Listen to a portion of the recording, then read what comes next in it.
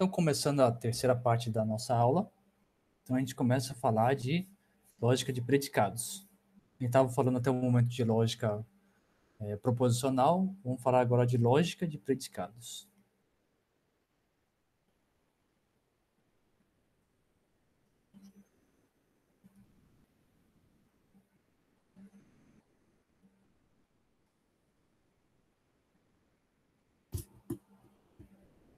Então, um resumo que a gente tinha visto na aula 2 é o que vamos falar na lógica de predicados. A lógica de predicados vai permitir que a nossa linguagem seja um pouco mais... A gente consegue expandir um pouco mais a nossa linguagem, tudo bem?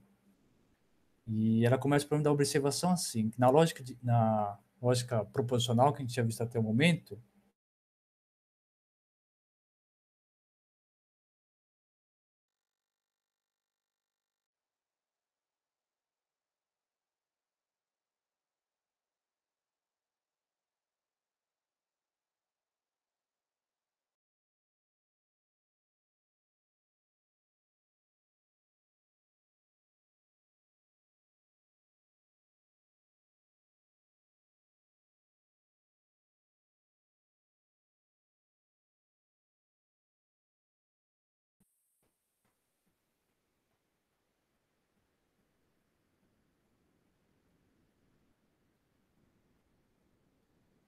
tá, voltamos. Então, na lógica proposicional que a gente tinha visto até agora, vamos dizer assim, o objeto fundamental ali eram as sentenças, tudo bem? Na lógica de predicados, então, vamos tentar aumentar um pouco o nosso vocabulário, tudo bem? Poder falar um pouco mais de expressões um pouco mais gerais. E a gente começa com um exemplo, né? Se eu colocar esse exemplo, x maior que zero, então lembra, quando, quando a gente definiu sentença, alguma coisa era uma sentença se você conseguia atribuir um valor de verdade ou não, tudo bem? Então sempre se olhava para a sentença e podia falar se era verdadeiro ou falso. Aqui, se você olhar a expressão x maior que zero, tipo, não, você não consegue associar nenhum valor de verdade para ele, tudo bem? Porque, como você vai ver um pouco mais à frente, você precisa de uma interpretação para isso, né? O que seria x maior que zero, né? Qual é o x que ele está pegando? Se é para todo x ou se é para algum x, tudo bem? Então, aqui que a gente começa a falar de lógica de predicados, em particular também de quantificadores, tá? Então, o principal aqui, a definição era um predicado, né?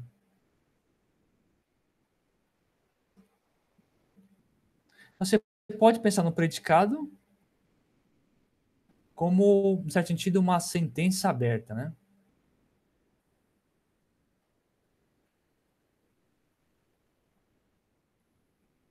Então, e pensar na sentença aberta, alguma coisa que não é uma sentença, mas você precisa mexer um pouquinho mais, fazer algum tipo de olhar em algum tipo de contexto que é sim ele vai ter um valor de verdade ou não.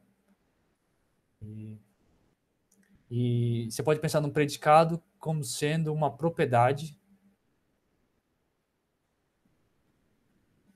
Você pode pensar como uma propriedade de objetos.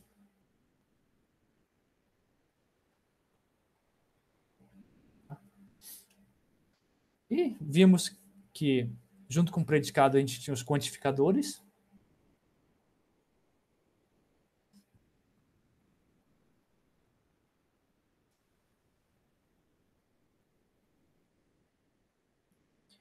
O que eram os quantificadores, né? Eu tinha dois. Eu, eu tenho um quantificador universal.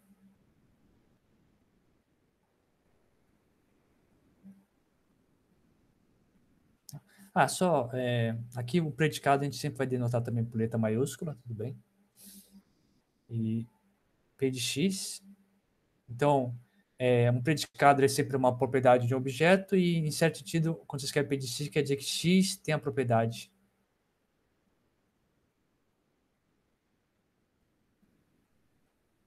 X tem a propriedade P. Bem, intuitivamente é isso, tá? Escrever P de x, então P é um predicado, então uma propriedade de objeto. Nesse caso, se for só o x, então se fala que x tem a propriedade P. Tudo bem? Então, primeiro, o quantificador que a gente tinha era o quantificador universal, né? O que o quantificador universal vai fazer? Ele vai dizer que escrito dessa forma. Tá?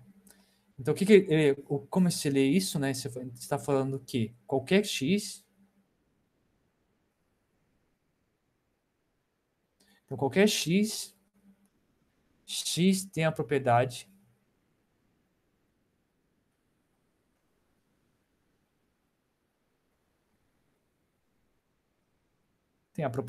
P. Tudo bem? X tem a propriedade P.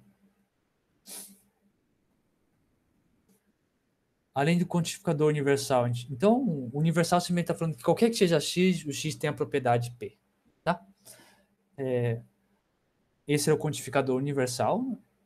A gente usa esse símbolo aqui, né? Um A de cabeça para baixo, para dizer que é qualquer. Qualquer ou todo são sinônimos, tudo bem?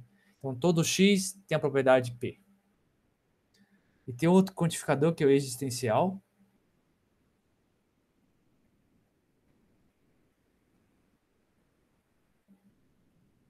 O existencial é um pouco mais estrito, né? Ele é da forma, é um E ao contrário, existe x, P de x.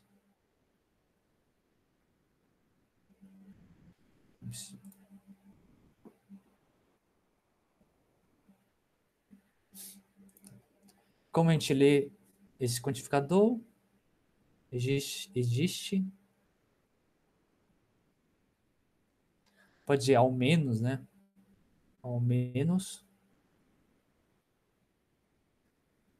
um x com a propriedade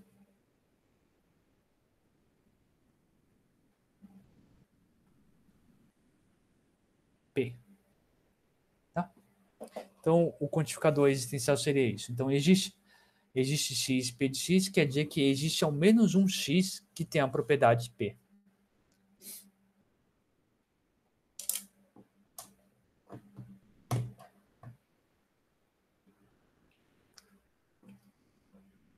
E aqui, diferentemente do caso proposicional, eu estou definindo novos objetos, né, que seriam esses qualquer que seja x, P de x, ou existe x, P de x. E na lógica proposicional, a gente, depois que tinha uma definição, a gente colocava uma tabela verdade para saber qual que seria o valor de verdade dessas afirmações. O diferencial aqui da lógica de predicados é que para saber conseguir atribuir um valor de verdade para uma dada expressão, eu vou precisar de uma interpretação para ela, tudo bem? O que eu quero dizer, né? Então, um exemplo assim, não muito preciso, mas vamos lá. Aqui não vai ficar muito preciso, mas só uma questão de exemplo. Suponha que a sua expressão seja assim, ó. Seria qualquer que seja x. Aí é uma propriedade agora que tem que vir aqui, né? X é maior que zero. Tá? Aí eu posso perguntar, né? Vocês podem também pensar, como é que eu atribuo um valor de verdadeiro ou falso para essa expressão? Tá. Qual que é um detalhe que está aqui? Está falando qualquer que seja x, seja maior que zero, né? Já é uma observação que vocês vão fazer? Qualquer que seja x, aonde, tá? Qualquer que seja x, aonde? Isso aí faz sentido aonde? Por exemplo, suponha que você pense nos números naturais. Deixa eu colocar maior ou igual a zero aqui só para... Os números naturais. Só pense só em números naturais. Então, é verdade que todo número natural, esse número natural é maior ou igual a zero? Vou chamar isso aqui de φ. Suponha que φ é essa expressão, tá? Qualquer que seja x maior ou igual a zero. Se você pensar em todos os números naturais, então φ nesse caso aqui é verdadeira.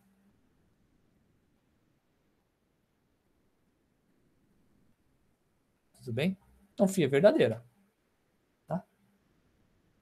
Então qualquer que seja x maior ou igual a zero, se você pensar nisso qualquer que seja x como sendo qualquer número natural, então qualquer número natural, esse número natural é maior ou igual a zero.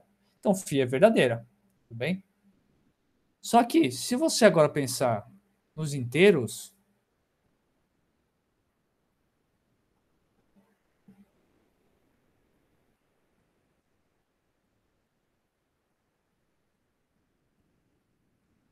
Se você pensar agora nos números inteiros, aí já não é verdade, né? É verdade que todo número inteiro, esse número inteiro é maior ou igual que zero? Não, é falso, né? Então, nesse caso, φ é falso.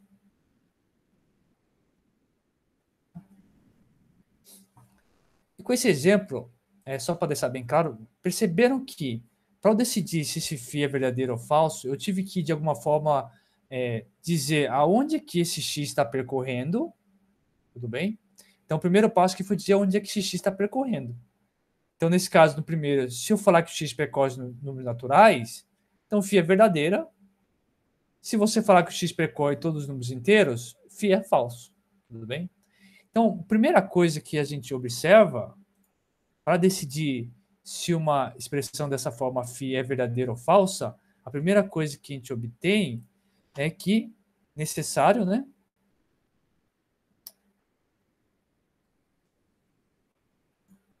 Eu preciso, então, né? É necessário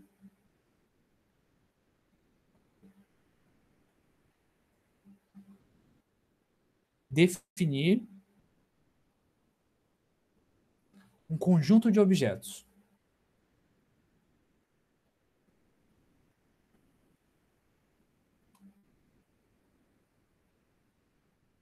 Tá? Então, essa é a primeira observação. Quando você tem um universal, ou tanto universal quanto existencial, você precisa definir um conjunto de objetos.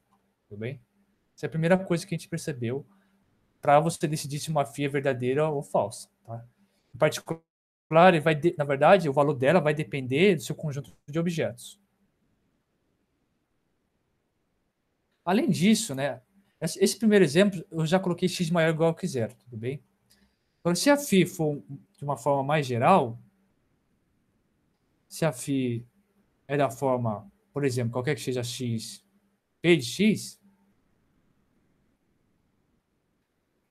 agora você pode falar assim, e agora, como que eu decido se essa φ é verdadeira ou falsa, né?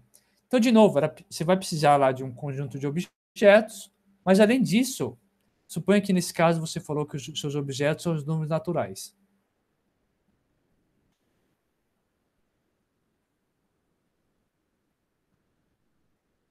Tudo bem? Mas além disso, de saber o conjunto dos números naturais, você precisa saber qual que é a propriedade dos números naturais que essa P está se referenciando, tudo bem? Então você precisa saber que x vai percorrer números naturais, e além disso, você precisa, de uma certa forma, fazer uma tradução dessa propriedade P para uma propriedade de números naturais, né? Então seria P de x tem sucessor.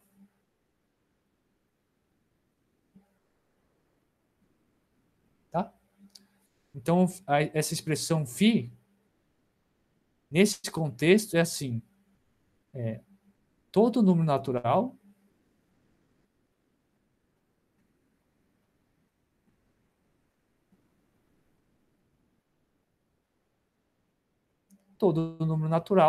tem sucessor. Sucessor é o número que vem na sequência. Tem sucessor.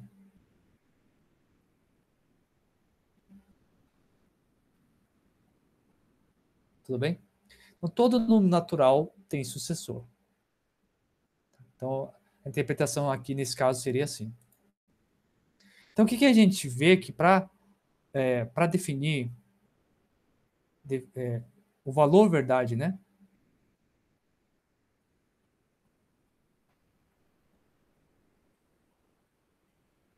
O valor verdade de uma expressão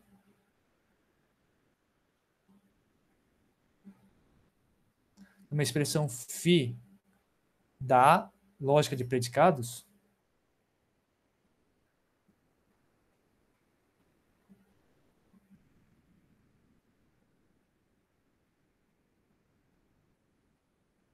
depende do quê? Ele depende de um conjunto de objetos, tudo bem? Aqui eu já vou chamar de domínio da interpretação. O que é isso aqui? É só um conjunto de objetos. Por exemplo, conjunto dos números naturais que a gente estava trabalhando até o momento. Além disso, você precisa uma associação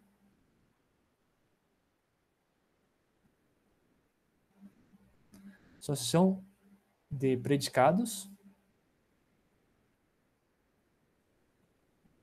uma associação entre os predicados, uma associação de predicados e as propriedades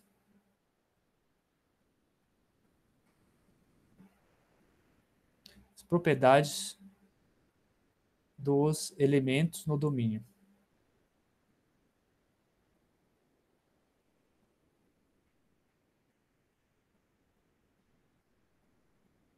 Legal? E aqui é só uma coisa técnica, né? Uma associação, não vou nem escrever, mas além disso, precisa de uma associação de constantes, tá?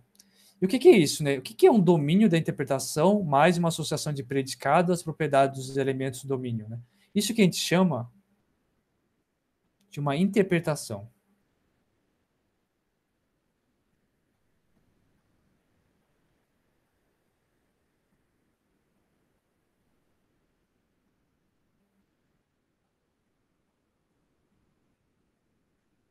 Eita, ficou grande. Uma interpretação. Tudo bem? Isso é o que a gente chama de interpretação. Tá?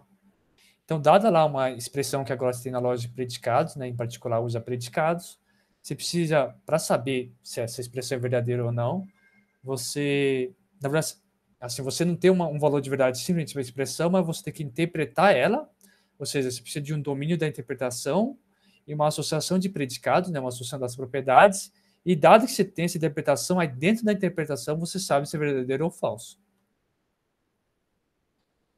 Exemplo, né? Vou colocar um exemplinho aqui. Vamos considerar assim, ó. Vamos considerar a expressão existe x, p de x. P de xy. Não, p de x. Tá? E aí, qual que é o valor dessa expressão, né? Então, de novo, para a gente saber o valor, a gente precisa de interpretação. Considera a primeira interpretação assim. Coloca o domínio dos seus objetos, né? Tem um conjunto, né? Coloca assim, ó. 2, 4, 6, 8. Domínio infinito. Tá? Qual que é a interpretação, né? Associação. Então, eu vou falar que P. Então, você associa o P de x a alguma propriedade de objetos do seu domínio. Então, P de x vai ser x é par. Não, x é ímpar. Vou colocar assim.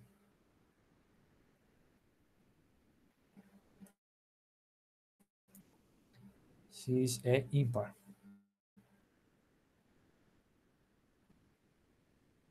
Tudo bem? Então é isso. Você interpretou. Você tem um domínio e você tem um P que está aqui aparecendo na expressão. Você colocou ele como. Você colocou o P como uma propriedade dos seus objetos. Então, como é que ficaria o φ aqui? Qual que seria o φ? Então, existe x. Seria existe x. Qual que seria a interpretação, né? Existe x. X entre. Você pode escrever assim, de forma informal, né? Entre 2, 4, 6 e 8, que tem a propriedade P de x. O que é P de x? É ímpar. Existe x entre 2, 4, 6 e 8, tá o quê? X é ímpar. Tá? Então, o φ ficou essa expressão. Aí, nessa interpretação, o φ é verdadeiro ou falso? Falso, né? Porque não existe nenhum número aqui, ó, entre 2, 4, 6 e 8, que é ímpar. Logo, nessa interpretação, φ é falso. Tudo bem? Então, nessa interpretação, φ é falso. Por outro lado, você pode fazer agora o seguinte. Você pode dizer que... Você poderia dizer que o domínio Vou dizer que eu estou dizendo que é um outro, uma outra interpretação. Você pode dizer que eu dominei os números naturais, e agora P de x, como você interpreta P de x? Você interpreta o P de x dizendo que x é maior ou igual que zero. Tudo bem? Então, como é que seria a interpretação da φ nesse contexto? Então, a φ seria assim, ó. Existe x, existe um x natural, um número natural, né? Tá o quê? X é maior que zero. Maior ou igual que zero. Existe. Existe um número natural, tá que esse número natural é maior que zero? Existe. Tudo bem? Então, essa afirmação, existe x natural, tal que o x é maior ou igual que zero, aqui é verdadeiro. Então, nessa interpretação, φ é verdadeiro.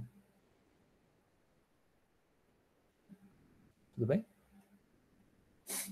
Então, o que acontece? A φ, qualquer que seja a expressão de predicados, o valor verdade dela, ela por si só não tem um valor de verdade. O que você tem que fazer? Você tem que interpretar ela em algum tipo de alguma interpretação nesse sentido aqui. E nessa interpretação você pode perguntar se é verdadeira ou se ela é falsa. Tudo bem? Então você precisa das interpretações aqui.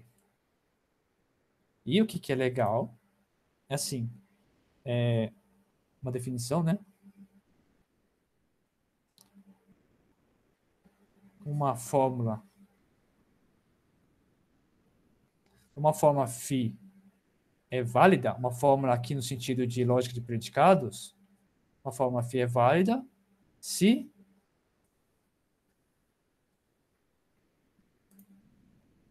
φ ele é válida em qualquer interpretação dela.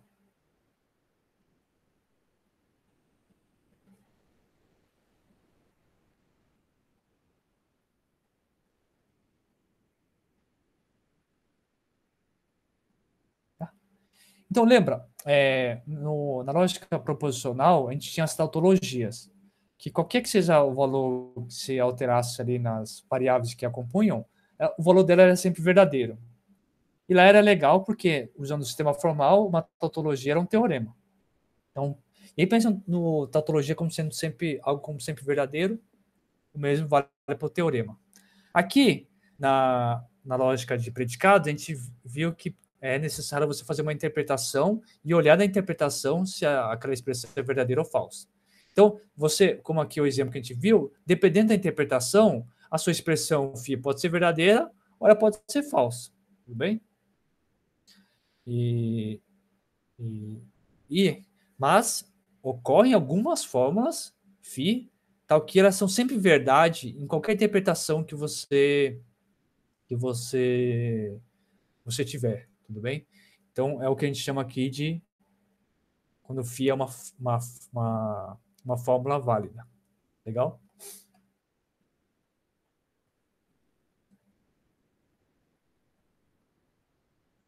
Então, em qualquer interpretação que você fizer, a expressão ela é sempre verdadeira. Isso existe. E lembrar que na lógica proposicional,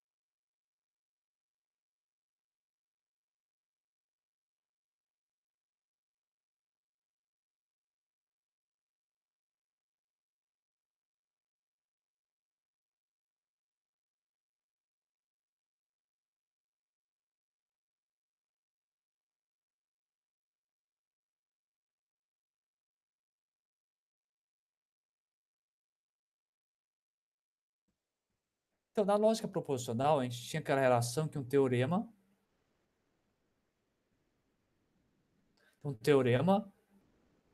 ali estava relacionado com a tautologia.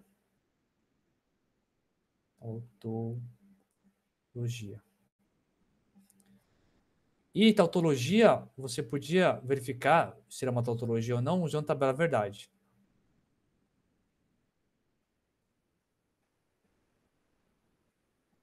Aqui, agora, no caso de lógica de predicados,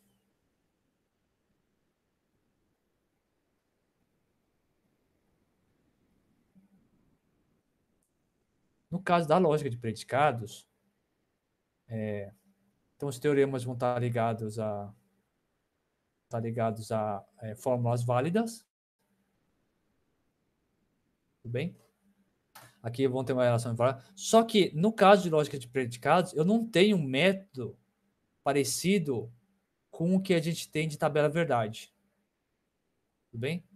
Então aqui não tem alguma coisa, vamos dizer assim, uma coisa do tipo algoritmo, né? Tá? Porque a tabela verdade ali era alguma coisa que você construía passo a passo, e de certa forma você sempre, usando a tabela verdade, você sempre conseguia descobrir se alguma coisa era tautologia ou não, em particular se era um teorema ou não.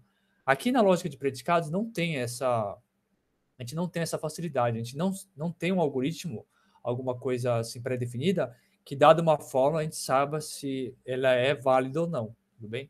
Em particular, os teoremas, se a gente quiser obter um teorema, a gente não vai ter esse caminho fácil de olhar a tabela verdade. E aí sim, na lógica de predicados, vamos ter que usar para quê? Para saber que tem um teorema, vamos precisar recorrer àquela definição de demonstração. E se eu estou falando de demonstração, eu vou precisar de regras de inferências e, além disso, de axiomas, ou seja, de um sistema formal para a lógica de predicados, tudo bem? Então, o que vamos ver na aula que vem é um sistema. Vamos olhar um pouco o que seria um sistema formal, né, para a lógica de predicados. Então, é um sistema formal da lógica de predicados agora.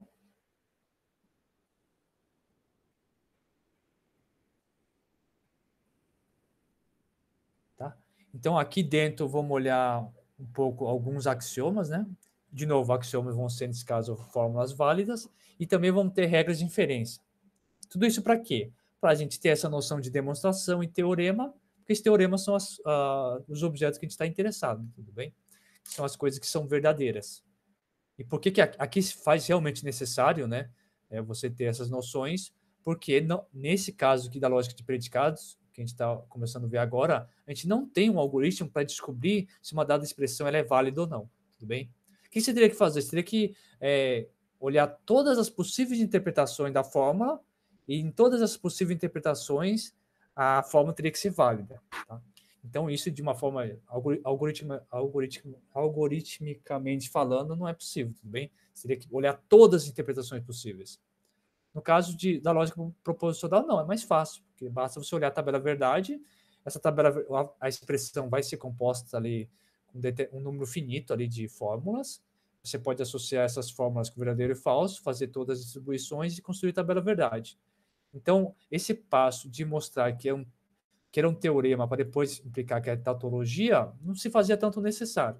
A gente viu um pouco na aula passada, mas vocês veem que lá, como tem esse passo de mostrar a tautologia primeiro, como que é mais fácil, não era necessário, mas na lógica de predicados ele é necessário, tudo bem? Então, primeiro a gente vai ter que mostrar que determinados resultados são teoremas de fato, e aí usando aquela noção de demonstração, através do axioma, da regra de inferência, para poder concluir que ela é válida. Tudo bem? Então, isso é o que vamos ver na próxima aula. Essa aula de hoje era só isso que eu tinha para falar. Até a próxima.